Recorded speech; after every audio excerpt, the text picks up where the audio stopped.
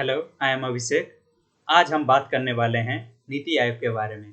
नीति आयोग, आप अभी अभी हाल ही में सुने होंगे नीति आयोग के बारे में। बहुत जगह पे न्यूज़पेपर में हो या टीवी में हो, सब बात कर रहे होंगे नीति आयोग के बारे में। एक्चुअली ये नीति आयोग है क्या? नीति आयोग का मतलब है national institution for transforming India. National institution for transforming India, ये नीति आयोग का फुल फॉर्म है। एक्चुअली नीति आयोग पहले से था या अभी आया? ये क्या किया गया, 13 अगस्त 2014 को प्लानिंग कमीशन का 65 ईयर्स हुआ था।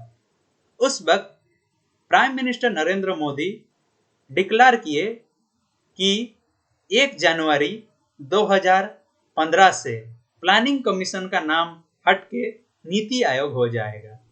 एक्चुअली प्लानिंग कमीशन भारत जब से स्वाधीन हुआ है उसी वक्त से प्लानिंग कमीशन चल रहा आ रहा था, जो कि नीति आयोग प्लानिंग कमीशन के एक सक्सेसर के रूप में देखा गया। उसका नाम बदल दिया गया, प्लानिंग कमीशन से नीति आयोग कर दिया गया। और नीति आयोग का एक्चुअली काम क्या है? एक्चुअली नीति आयोग का काम यह है कि इसका प्रीमियर पॉलिसी है थिंक टैंक। आप सोच रहे होंगे थिंक टैंक का मतलब क्या है? थिंक टैंक का मतलब कि एक हम long term think tank is also divided by 2 types.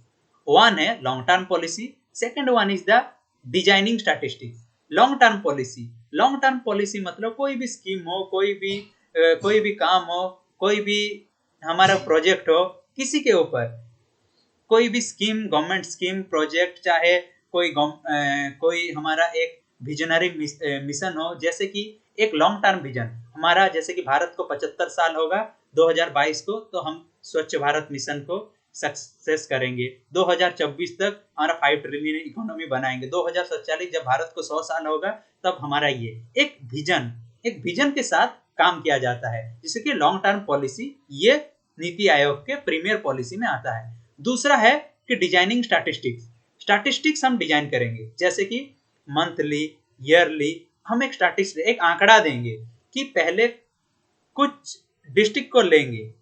Suppose कुछ डिस्ट्रिक्ट को लेके उस डिस्ट्रिक्ट में हम एक पायलट प्रोजेक्ट स्टार्ट करेंगे। जैसे कि हम कोई बुक्स निकालते हैं तो उस बुक के पहले टॉपिक को पढ़ते हैं कि नहीं ये बुक हमें अच्छा लग रहा है तो हम आगे बढ़ेंगे। वैसे ही तो ये कितना सक्सेस हो रहा है, तो पहले गवर्नमेंट भी ऐसे ही करते हैं कि वो नीचे लेवल में जाके डिस्ट्रिक्ट लेवल में इस प्लान को इम्प्लीमेंटेशन करने की कोशिश करते हैं। इस टर्म को बोला जाता है पायलट प्रोजेक्ट के तहत पे नीति आयोग के नीचे कुछ एस्पिरेशनल डिस्ट्रिक्ट्स को भी चूज किया जाता है। उसमें जो बोलते हैं कि स्वच्छ भारत मिशन हो, अमृत स्कीम हो और हमारा उज्ज्वला योजना हो, ऐसे ही जो बोलते हैं कुछ स्कीम जो कि अम्ब्रेला स्कीम रहता है गवर्नमेंट का, ज्यादातर नीति आयोग के अंडर ही आ जाता है, ज्यादातर, नॉट ओवरऑल। फिर उसके बाद हमारा आता है कि नीति आयोग, आप सोच रहे होंगे कि नीति आयोग एक कॉन्स्टिट्यूशनल बॉडी है या स्टैट्यूटरी बॉडी है। पहले हम समझ लेते हैं कि कॉन्स्टिट्यूशनल बॉडी क्या है। Constitutional body, those who are written in the constitution is known as the constitutional body. मतलब कि जो हमारे कॉन्स्टिट्यूशन में लिखा गया है उसे बोला जाता है constitutional body. Election commission of India के बारे में कॉन्स्टिट्यूशन में लिखा गया है तो ये कॉन्स्टिट्यूशनल बॉडी है। यूनियन पब्लिक सर्विस कमीशन के बारे में कॉन्स्टिट्यूशन में लिखा गया है तो ये कॉन्स्टिट्यूशनल बॉडी है। कंट्रोलर एंड ऑडिटर जनरल के बारे में कॉन्स्टिट्यूशन में लिखा गया है तो ये कॉन्स्टिट्यूशनल बॉडी है। फाइनेंस कमीशन के बारे में कॉन्स्टिट्यूशन में लिखा गया है तो ये कॉन्स्टिट्यूशनल बॉडी है। लेकिन नीति आयोग के बारे में कॉन्स्टिट्यूशन में लिखा नहीं गया है तो इसीलिए ये एक नॉन कॉन्स्टिट्यूशनल बॉडी है। तो आप सोच रहे होंगे कि स्टैट्यूटरी बॉडी क्या है। स्टैट्यूटरी बॉडी जैसे कि कोई एक्ट से बन के निकलता है। जैसे कि दिल्ली में अभी क्लाइमेट चेंज हो रहा है, एयर पॉल्यूशन हो रहा है, तो इसके वजह से गवर्नमेंट क्या किए, एक एनजीटी बनाए। एनजीटी का मतलब है नेशनल ग्रीन ट्राइब्यूनल। ये पार्लियामेंट के एक एक्ट से बना है तो ये एक स्टैट्यूटरी बॉडी है। जो पार्लियामेंट के एक एक्ट से बनता है उसे बोला जाता है स्टैट्यूटरी। तो नीति आयोग ना कि कॉन्स्टिट्यूशनल बॉडी है ना कि स्टैट्यूटरी बॉडी है, ये है नीति आयोग। अभी हम आगे बढ़ते हैं कि नीति आयोग का कॉम्पोजिशन कैसे हुआ। नीति आयोग का कॉम्पोजिशन, जो चेयरपर्सन होते हैं वो खुद प्राइम मिनिस्टर होते हैं। फिर उसके बाद बॉडी रहा गवर्निंग काउंसिल। गवर्निंग काउंसिल में पूरे भारत के जितने स्टेट हैं उनके चीफ मिनिस्टर, और जो यूनियन टेरिटरी हैं दिल्ली एंड पौंडीचेरी के, उनके भी चीफ मिनिस्टर रहते हैं। और बाकी जो यूनियन टेरिटरी हैं वहां के लेफ्टिनेंट गवर्नर भी यहाँ पे गवर्निंग काउंसिल के मेंबर होते हैं। उसके बाद रहा regional council. Regional council prime minister के चेयर में एक रीजनल काउंसिल भी गठन किया जाता है हर स्टेट के ग्राउंड लेवल में।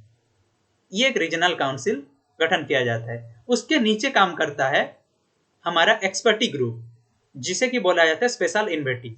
स्पेशल इन्वेटी एक्सपर्टी ग्रुप कोई इकोनॉमिक्स में हो, कोई स्टैटिस्टिक में हो, कोई इंजीनियरिंग स्किल्स में हो, कोई मेडिकल फील्ड में हो, कोई हेल्थ केयर में हो, कोई हमारे वर्क डिपार्टमेंट में हो, कोई भी हर हर लाइन के एक कुछ एक्सपर्टी को बुलाया जाता है। उनसे कुछ राय लिया जाता है कि हम यहाँ पे कैसे डेवलप करें, कैसे जो बोले डेवलपमेंट के काम में हाथ बटाएं, जैसे डेवलप के लिए क्या किया जा सकता है, क्या न्यू इनिशिएटिव हो सकता है, उनसे विचार विमर्श किया जाता है स्पेशल इन्वेटी के साथ। फिर उसके नीचे आता है फुल टाइम ऑर्गेनाइजेशनल फ्रेमवर्क, जो कि हमारा नीति आयोग का मेनली बॉडी है जो कि काम करता है। Full time organisational framework. Full time organisational framework में मेनली जो होते हैं, चेयरपर्सन तो प्राइम मिनिस्टर हैं, लेकिन वाइस चेयरपर्सन यहाँ से शुरू करते हैं। वाइस चेयरपर्सन जो हैं आज के डेट में हमारे राजीव कुमार, जो कि नीति आयोग के वाइस चेयरपर्सन हैं। और उनके नीचे होते हैं वाइस चेयरपर्सन का लेवल नीति आयोग में ये माना जाता है, और he enjoys the rank of the cabinet minister. वो एक कैबिनेट मिनिस्टर का रैंक के वो एक ऑफिसर रहते हैं, जो कि कैबिनेट मिनिस्टर को जितना सुविधा दिया जाता है पार्लियामेंट के तहत, वैसे ही वाइस चेयरपर्सन जो नीति आयोग के होंगे उन्हें ही उतना ही जो बोलते हैं दिया जाएगा। Second one, members of the full time they enjoy the rank of ministry of state. जो फुल टाइम मेंबर होंगे नीति आयोग के, वो उन्हें मिनिस्ट्री ऑफ स्टेट्स का दिया जाएगा। जैसे कि हमारे आज के डेट में आप देखे होंगे फाइनेंस मिनिस्टर जो हैं वो हैं निर्मला सीतारमण, लेकिन मिनिस्ट्री ऑफ स्टेट्स में जो हैं उसी फाइनेंस मिनिस्ट्री के मिनिस्ट्री ऑफ स्टेट्स हैं अनुराग ठाकुर। उसके नीचे भी होता है ministry of state independent charge. ये ऐसे करके तीनों फॉर्म में होता है, लेकिन यहाँ के जो फुल टाइम मेंबर हैं वो एक मिनिस्ट्री ऑफ स्टेट का दर्जे का जो उन्हें दिया जाता है, इन्हें भी वैसे ही दिया जाएगा, उन्हें ही सेम ट्रीटमेंट किया जाएगा। जैसे कि मिनिस्ट्री ऑफ स्टेट्स में जैसे होते हैं कि हमारे जैसे आप जानते होंगे प्रताप षडंगी है मिनिस्ट्री ऑफ स्टेट्स में, उस रैंक का दर्जा भी इन्हें भी मिलेगा ओडिशा से, जो कि एमएसएमई मिनिस्टर हैं। Third one, part time members होते हैं। पार्ट टाइम मेंबर्स का काम क्या होता है? पार्ट टाइम मेंबर्स का ये होता है, मैक्सिमम 2 होते हैं लीडिंग यूनिवर्सिटी से, कोई आईआईटी हो, आईआईएम हो, चाहे हमारे जेएनयू हो, डीयू हो, कोई भी जो बोलते हैं बड़े बड़े यूनिवर्सिटी जो कि एनआईआरएफ रैंकिंग में आते हैं, national institute of ranking framework में, उसके कोई भी बड़े बड़े यूनिवर्सिटी 2 मैक्सिमम मेंबर होते हैं जो कि पार्ट टाइम मेंबर होते हैं। पार्ट टाइम मेंबर ये हर वक्त रोटेशन लगा रहता है। एक्स ऑफिसो मेंबर जो होते हैं वो करीबन मैक्सिमम 4 मेंबर हो सकते हैं एक्स ऑफिसो मेंबर में, और जो कि यूनियन काउंसिल में नॉमिनेटेड करते हैं prime minister. X officio member को नॉमिनेट करते हैं प्राइम मिनिस्टर, जो कि नीति आयोग में 4 हो सकते हैं। फिर उसके बाद आता है चीफ एग्जीक्यूटिव ऑफिसर। आज के डेट में हमारे चीफ एग्जीक्यूटिव ऑफिसर हैं नीति आयोग के अमिताभ कांत। आप सुने होंगे chief executive officer term, CEO term in company, कोई भी जो बोलते हैं कि आईटी सेक्टर हो, कोई भी हमारे कॉर्पोरेट सेक्टर में हो, सीईओ टर्म सुने होंगे। लेकिन सीईओ टर्म यहाँ पे बोथ के लिए लग रहा है, जैसे कि इसीलिए क्योंकि ये ना कॉन्स्टिट्यूशनल है ना स्टेचुटरी है, तो गवर्नमेंट का एक जो बोलते हैं कि रेगुलेटरी बॉडी टाइप का है, तो इसीलिए यहाँ पे सीईओ टर्म यूज किया जा रहा है, क्योंकि नीति आयोग का एक जो बोलते हैं कि विजन लेके चल रहा है। अगर हमारा विजन खत्म हो जाएगा तो हम जो बोलते हैं इसे कोलैप्स भी कर सकते हैं बाद के डेट में। इसका मिशन यही है, इसीलिए एक कंपनी की तरह इसे चलाया जाता है, इसीलिए इसको सीईओ एक अपॉइंट किया जाता है, जो आज के डेट में हमारे अमिताभ कांत सीईओ हैं। और उनका जो बोलते हैं कि फिक्स टेन्योर होता है, फिक्स टेन्योर होता है जो कि प्राइम मिनिस्टर के द्वारा अपॉइंट होते हैं। वो उस लेवल का पावर मिलता है जो कि गवर्नमेंट ऑफ इंडिया में सेक्रेटरी रैंक के होते हैं।